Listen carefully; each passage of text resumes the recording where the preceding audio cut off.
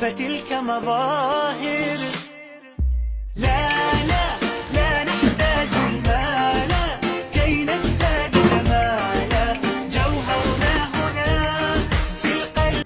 পুরো রমজান মাস জুড়ে শান্তি বয়ে চলুক জীবনে, অন্তরে, পরিবেশে। আমি রমজান মাস মানেই শান্তির মাস। বাইরে একটা সুন্দর আবহাওয়া, শান্তির বাতাস বয়ে চলে। আসসালামু আলাইকুম, কি অবস্থা সবার? আশা করি সবাই ভালো আছেন। রোজা রেখে কার কি অবস্থা অবশ্যই কমেন্ট করে জানাবেন, আর অবশ্যই আমার সালামটা নেবেন। আজকে আমি শেয়ার করবো যে আমি ইফতারিতে কি কি বানাইছি, একদম সবকিছু নিজের হাতে একা একা করছি। প্রথমে আমি অনেকগুলো পেঁয়াজ নিয়ে একসাথে কেটে রাখলাম, যেন পরে যেন না কাটা। তারপর বোতল পুরে রাখতেছিলাম ফ্রিজে ঠান্ডা হওয়ার জন্য। আর এদিকে আলু চপের জন্য আমি আলু সিদ্ধ দিয়ে দিয়েছি। তারপরে বেগুনির জন্য পাতলা পাতলা করে বেগুন কেটে নিলাম। আর এদিকে আমি সালাদের জন্য সবকিছু আগেভাগে রেডি করে ফেলতেছিলাম। কিরকম সালাদ পছন্দ আমাদের, কিন্তু এরকম কুচা কুচা করে সালাদ আমরা বেশি পছন্দ করি খেতে, তো আমি এরকম করে কুচা কুচা করে রাখতেছি। আর এদিকে বড়া, পেঁয়াজু, আচ্ছা আপনারা কি বলেন, আমি কিন্তু বড়া বলি। বানানোর জন্য যা যা উপকরণ দরকার সবকিছু একসাথে মেখে আমি এক সাইডে রাখতেছিলাম। আর অন্যদিকে আমি বেসনও গুলে নিচ্ছিলাম ভালো করে। চিন্তা করতেছিলাম যে কিসের শরবত বানানো যায়, লেবু, ট্যাং নাকি রুয়াবজা। তারপরে সবাই বলতেছে যে রুয়াবজা খাবে, তো রুয়াবজার সাথে ইসবগুলো বুশি আর টোকমায়ও অ্যাড করছি। এটা দিয়ে খেতে কিন্তু বেশ মজা লাগে। কার কার এটা পছন্দ? অনেক কিন্তু রুয়াবজা পছন্দ করে না। কিছুক্ষণ হাঁটাহাঁটি করার পরে সময় যখন ঘনিয়ে আসছে, তখন আমি আলু চপ বানানোর জন্য চলে যাই। পেঁয়াজ,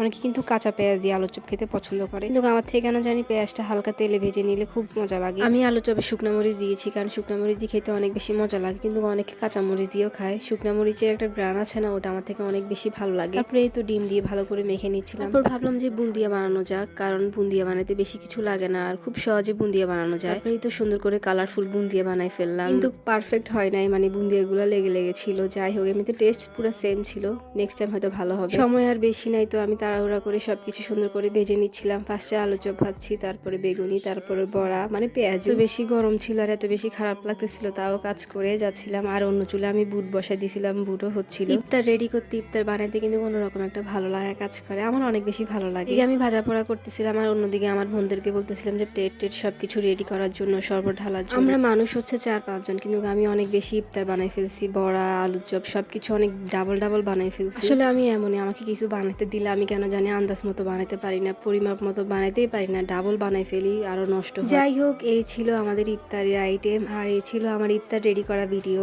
অনেক কষ্ট করে সবকিছু সুন্দর করে বানাইছি। কেমন লেগেছে আপনাদের থেকে অবশ্যই কমেন্ট করে জানাবেন। ইফতার খাওয়ার সময় আমরা আব্বুকে অনেক বেশি মিস করতেছিলাম, কারণ আব্বু থাকলে আমাদের ফ্যামিলিটা পরিপূর্ণ থাকতো। আর এভাবে বুট মুট সবকিছু মাখাই খাইতে কারা কারা পছন্দ করেন? আমার তো অনেক বেশি ভালো লাগে। আর আমি কিন্তু মুড়ি খাই না, কেন জানি মুড়ি জিনিসটা আমার ভালো লাগে না। মন মতো তৃপ্তি মতো ইফতার খেলাম আলহামদুলিল্লাহ, আর অনেক বেশি খেয়ে ফেলছি। খাওয়ার পরে এগুলো সুন্দর করে সবকিছু ক্লিন করতেছিলাম। তারপরে এই যে তেঁতুল খাচ্ছিলাম, তেঁতুলগুলো এত মজা ছিল। সবাই ভালো থাকবেন, সুস্থ থাকবেন, আমার জন্য দোয়া করবেন। আজ এই পর্যন্ত, সবাইকে আল্লাহ হাফেজ, আসসালামু আলাইকুম।